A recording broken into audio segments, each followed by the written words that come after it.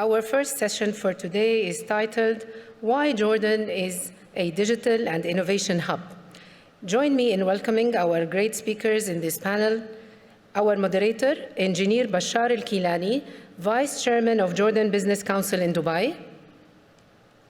His Excellency, Mr. Ahmad Hanandeh, Minister of Digital Economy and Entrepreneurship in Jordan. His Excellency, Mr. Zaher Qatarneh, the Investment Ministry Secretary General and Commissioner General of Jordanian Pavilion at Expo 2020 Dubai. Also, we ask for Mr. Amjad Swais, Chairman of Intaj, to join us on the stage.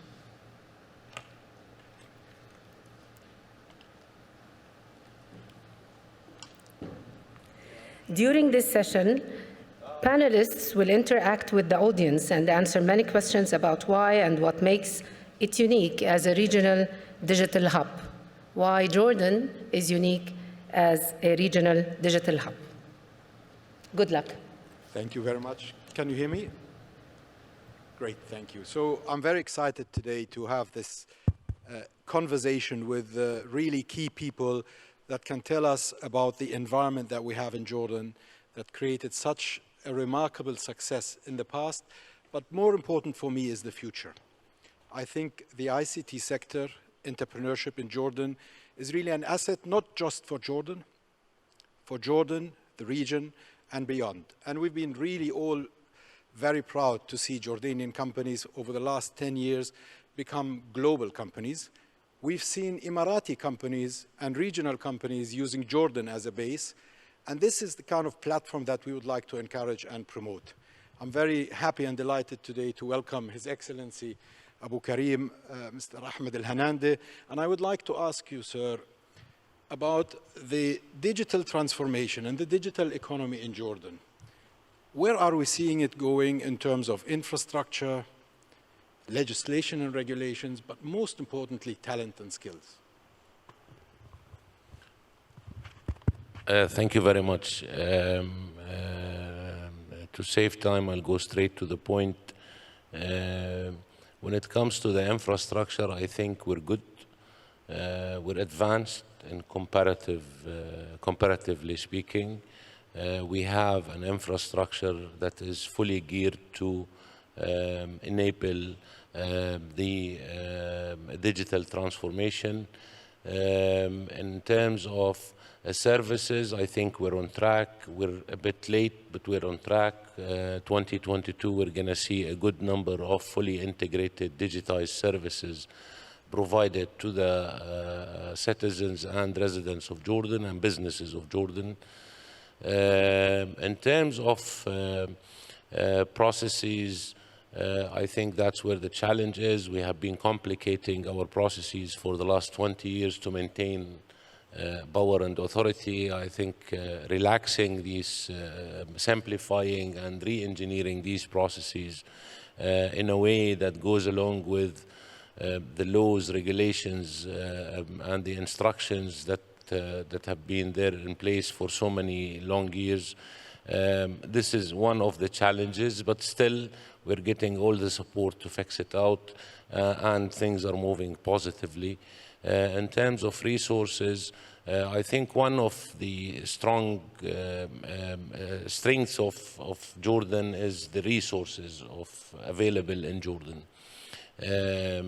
With no doubt that Jordan has a talent pool. Maybe they're not, in certain cases, not upskilled enough from the new digital skills required for the workforce.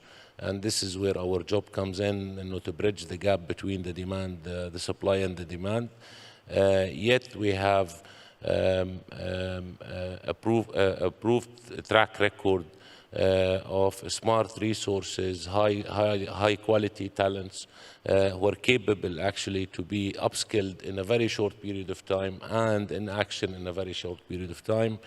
The number of new companies that are highly dependent on the talents and the skilled youth and the experienced, innovative and entrepreneurial spirited youth is increasing big time in Jordan in all new fields related to the new economies or the new services, platforms like fintech, logistic technology, health tech, education technology.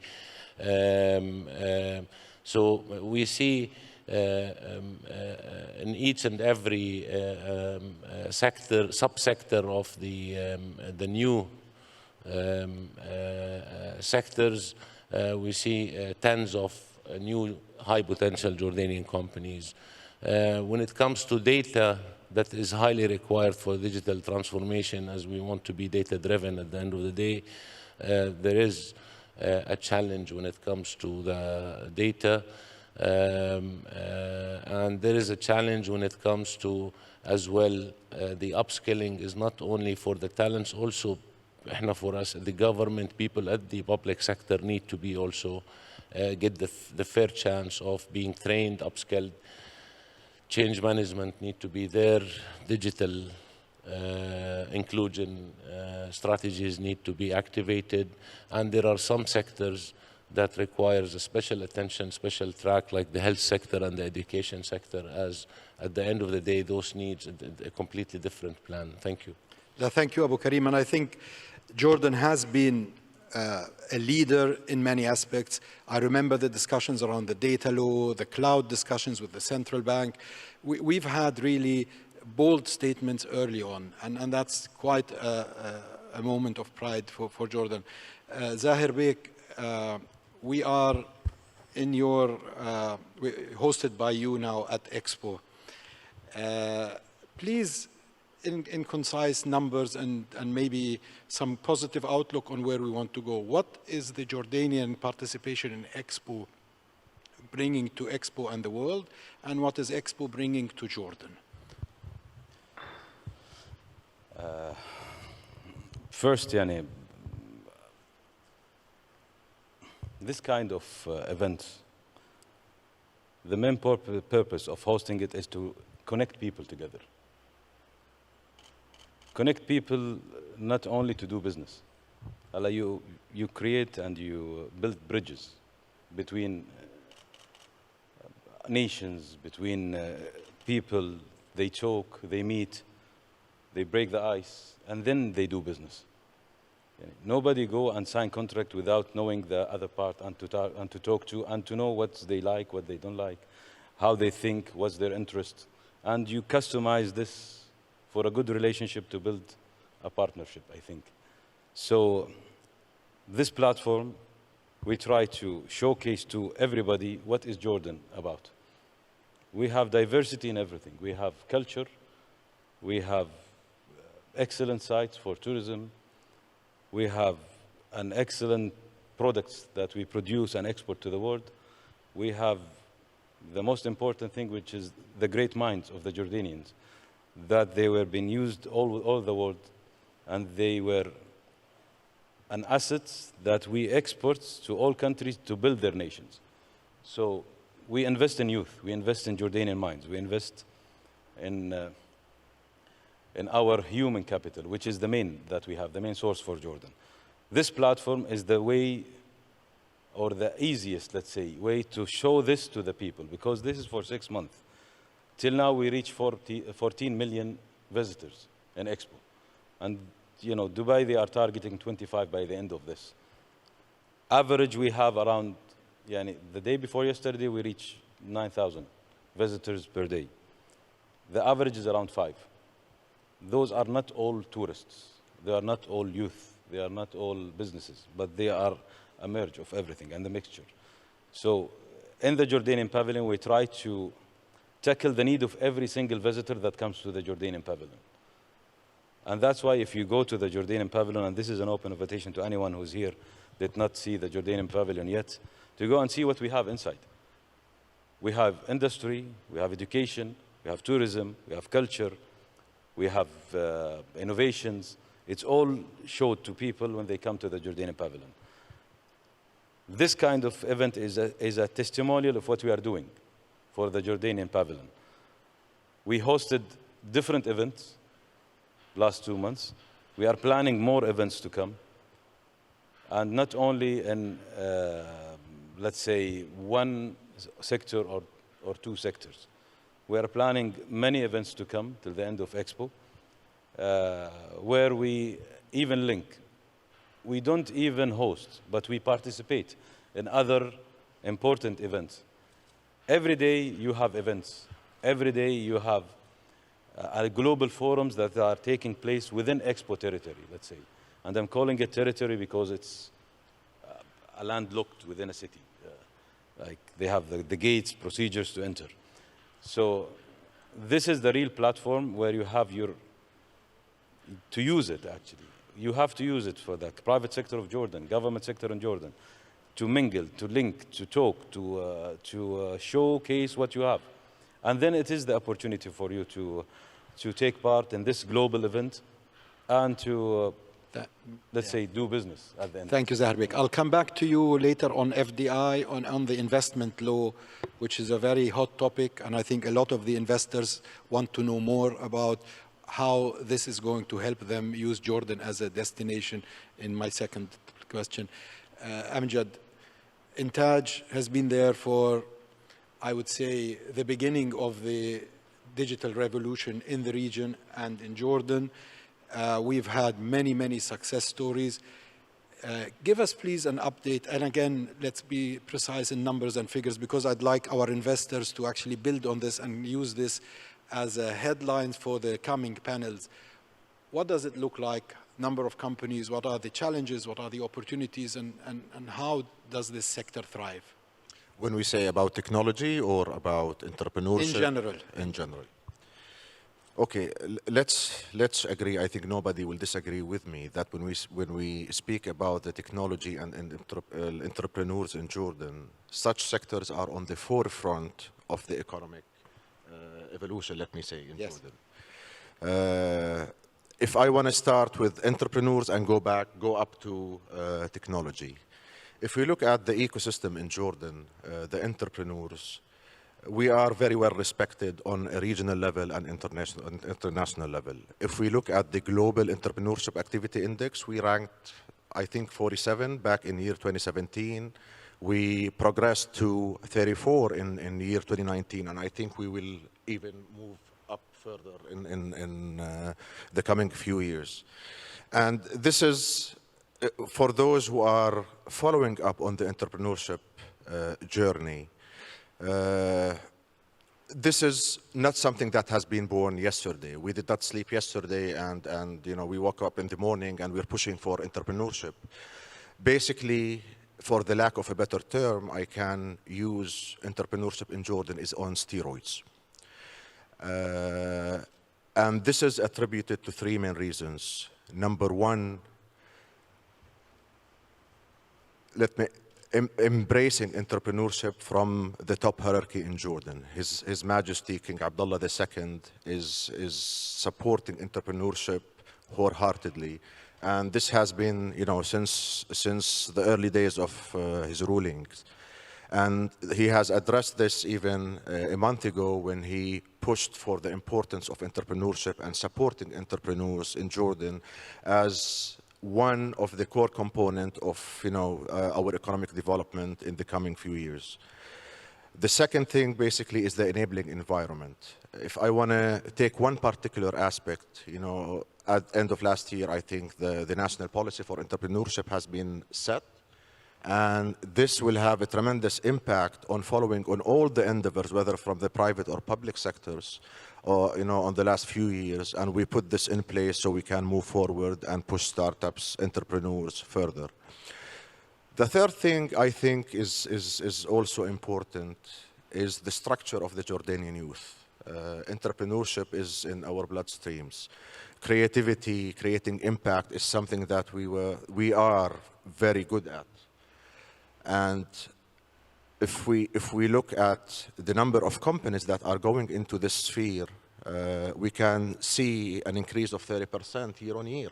And this is a great number when we look at the size of Jordan as a small country. When we look at the diversity of our entrepreneurs, we can see that they go into most of the cutting edge advanced skill sets, whether when we say in education tech, edtech, health tech, in cybersecurity, even in the creative art, 3D printing, blockchain, of course, all other aspects of ideas already exist in Jordan. As I said, I always say that we are a supporter for women participation. Again, we have 37% of startups ecosystem is represented by women, actually, female entrepreneurs, whether as an employee or as a owner or co-founder. Now, I'm always proud when we look at the international landscape and how we are distinguished in the sense of people are addressing our entrepreneurs in a very good way. Again, back in 2019 in the World Economic Forum, I always use this example to show how advanced our startup ecosystem is. We have 26 Jordanian companies being listed within the top 100 regional startups. Those are 26 Jordanian companies. Forbes 2 weeks ago has issued the report for the 10 most visited websites in the region, Arabic language websites. 4 of those companies are actually Jordanian startups. And this is basically something to be very proud of. Actually, the first 2 ranked are Jordanian startups. Now, going back to the technology, it's not a lesser success as well. Technology, again, has been on the forefront for the last 2 decades. We have over 700 companies that basically render its services, whether from being a service provider, a solution provider, a technology provider, and in many aspects. We have a very good, actually an excellent role in providing the business process outsourcing.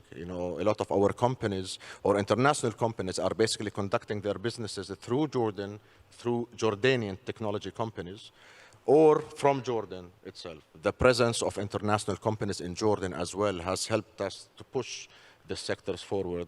I know I'm talking to you. No, thank you, Amjad. And I think the numbers you mentioned talk for themselves. We sit in the middle of the Arab world. We are leaders in providing content for the Arab world. We have now established ourselves as a regional player in outsourcing and in technologies around that. Advanced technologies like AI and blockchain, many companies are there. Let me go back to Zaher Bek and ask the real question. Zaher Bek, why Jordan? What is the current status of the awaited investment law? How easy it is for us to attract Emirati, Arabic, international companies to open in Jordan, hire Jordanians, get their business going. Please give us an update on that. Why Jordan? Why Jordan? Why not? No, why Jordan? I know. To be very... Let me be frank. What we offer in Jordan first, maybe in Jordan, a part of its location, a part of the incentives that we already have in Jordan, which is similar to the incentives that we have in other parts of the world. Jordan is, as a country, for businesses, let's say, the location, we can call it a prime location in the Middle East. And as I said in my introductory remark, we are historically being the gateway to link, let's say, the GCC part with Europe and other Middle Eastern countries. Nowadays in Jordan, we have an excellent financial sector. We have a judicial system that is fair to everybody. There's no discrimination between international or national investors, let's say. We have, I know that maybe people, they say in Jordan, you have a high cost of energy. But what we offer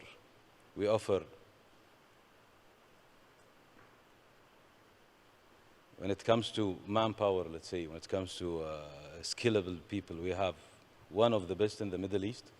We're not talking about the cheap laborers in other countries, because you need sometimes high technical people that you can find them in Jordan. With a, let's say, a salary range is compatible to the rest in the region. What we can offer to businesses, we have one of the best FTAs, webs in the world. Our web, it's like diversified. We have a free trade agreement with the US. We are the only country, Arabic country, that they have a free trade agreement with Canada. We have an EU association agreement, and as soon as the UK exit in the Brexit exercise, we completed the agreement with the UK, and we have a full-fledged free trade agreement as well with them. And we have with Asia, we have with Singapore a free trade agreement. And in the Arab world, we have the GAFTA, Greater Free Trade Agreement, and we have a bilateral free trade agreement with each Arabic country as well. So we are the only one that they have this setup of free trade agreements and free access of movement of goods to those markets. If you want to take it as a whole, in Jordan, we have the platform that lets you go and link you with international markets. If you come and invest in Jordan for the Jordanian market, this will not be the profitable business that you are talking about. We are only 10 million and a half. So the purchasing power for 10 million, it's for small businesses. But if you look at the whole picture and to see where you can expand and export, no, we have the whole globe with us. Where are we with the investment law, عطوفتك? We are, let's say, we are in the drafting session now, and the exercise. As you know, we are a recently established ministry. It was the vision of His Majesty King Abdullah to empower investment environment in Jordan. So they upgraded the commission to a ministry, a full-fledged ministry. And one of our main tasks is to draft a new law. This law should give us the upper hand when it comes to facilitating business. We are now in drafting session. We are analyzing and checking where are the weaknesses points. You know, we have a single window, but still authorities, sometimes you need to check and to get registration. This we need to overcome in our new legislation, let's say, system. Here we are working diligently with all our partners and with the Ministry of Digital Economy for digitizing, let's say, services, our services. But now we are in this stage. Good. Thank you. I will make the statement from what I've seen. I think the investment law in Jordan will probably be one of the most advanced in the region. And I think investors would really like the new approach that you will see from the Jordanian government. I'm sure Zaher Bek is a bit modest on this, but it's really aimed to be one of the top investment laws, at least in the region and the neighborhood. You wanted to say something, Amjad? I just want to add to what His Excellency Zaher has said. We always, of course, for any productive and fast move of technological advancement, we need to emphasize on one unique aspect that we have in Jordan, and usually we miss emphasizing on this. It's the human capital, the Jordanian human capital. I think we are of the best in the region when it comes to the quality of service and the type of technical skills that we offer in Jordan. The Jordanian talent, in Jordan, the Jordanian talent basically has a lot when it comes to the 21st century skill sets. And this is not something that can be easily found across the board. And that's why we see a movement to Jordan to outsource Jordan's skill sets when it comes, let's say, to cybersecurity, when it comes to blockchain technology, when it comes to adapting all the 21st technologies into services like the edtech, like as an example, the fintech. I'm sure today in the fintech you will see where we are at when it comes to the fintech landscape. But this is very important. That's why people are actually utilizing Jordanian talent, because of those two main aspects. In addition, all to the supporting environment, that's equally important. But I want to emphasize the type of skill sets that we have, which is unique to Jordan, and the quality of service that we provide to international companies or to Thank you.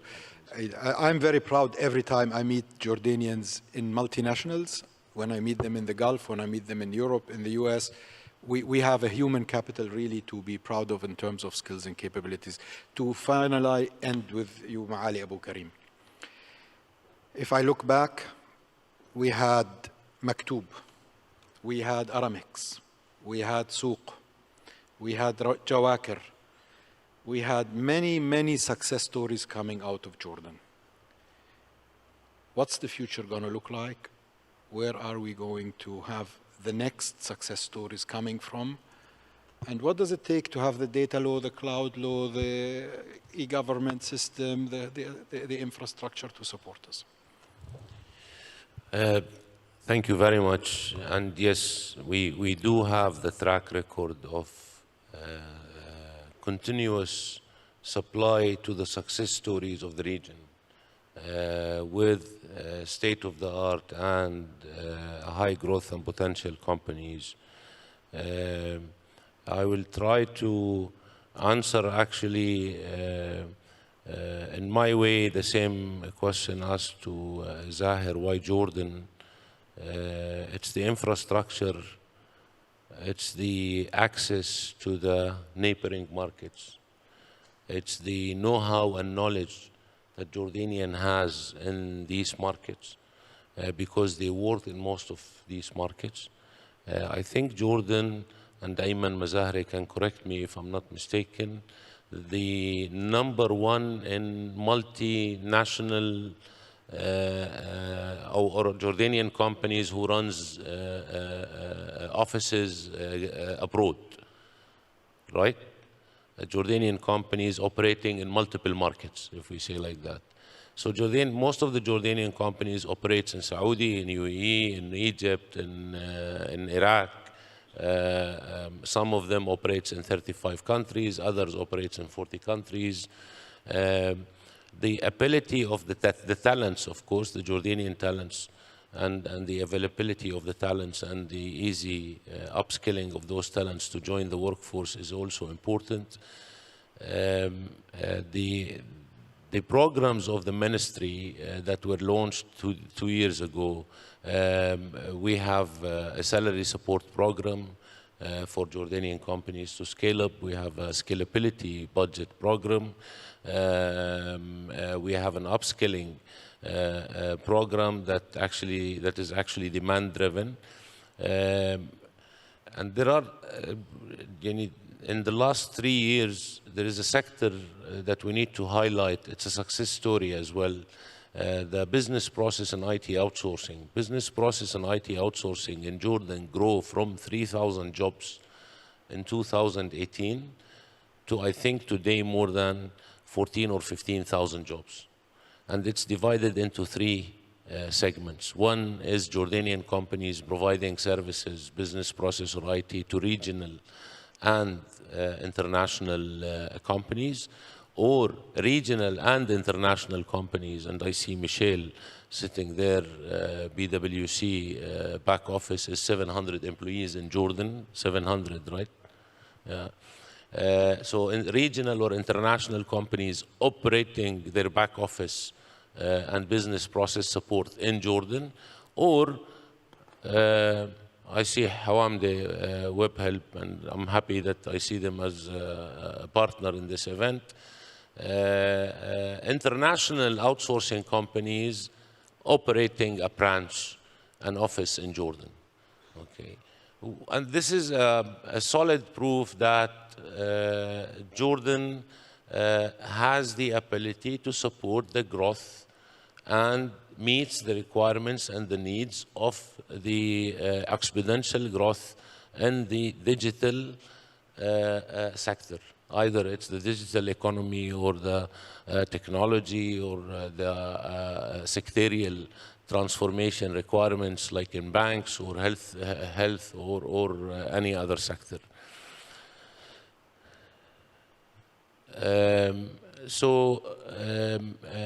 To make it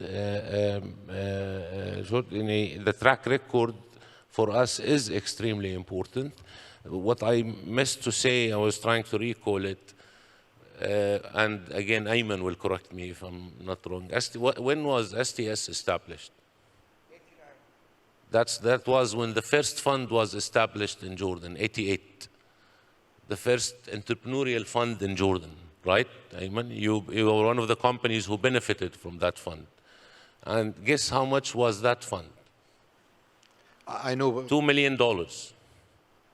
And that fund produced companies, some of them are here in this room, like Ayman, and they are operating collectively in more than 45 markets across the globe, not only the region.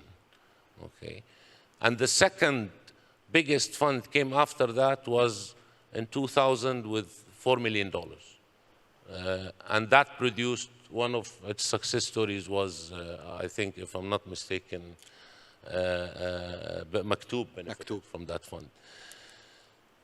With the minimum investment, you get the highest value in Jordan because they can turn an idea into a project. They can turn a dream into a reality. They can turn a product, okay, into second to the none product. So you'll see, the ability of Jordanians in transforming ideation into projects or enhancing an ongoing project or a service and make it very competitive regionally or globally is something that Anna, for me personally, I'm so impressed with the ability of our companies in doing it. Excellent. And really what we and the audience is looking for is to replicate the stories of Souq and Aramex and Maktoub and more. And I think we've got the right infrastructure to help us with that. And to answer you, we have daily success stories, by the way. I try to avoid mentioning company names, but I'll tell you one thing. This event, I got engaged back engaged in the Jordanian ecosystem in 2011 after 12 years of traveling around. This is the first event. I don't see a big corporate name sponsoring this event. I see what we refer to them as startups or grow entrepreneurs as partners and sponsors for this event. And this is great. We do have hundreds of high potential Jordanian companies, and we do have a daily success story in this sector, maybe we're not being fair to our sector in providing that information. We're trying to put this information available at all times for everyone who's interested to look into it. I agree with you. I don't think we are shouting loud enough about the Jordanian story, especially in Dubai, where we are really in a place to amplify the story.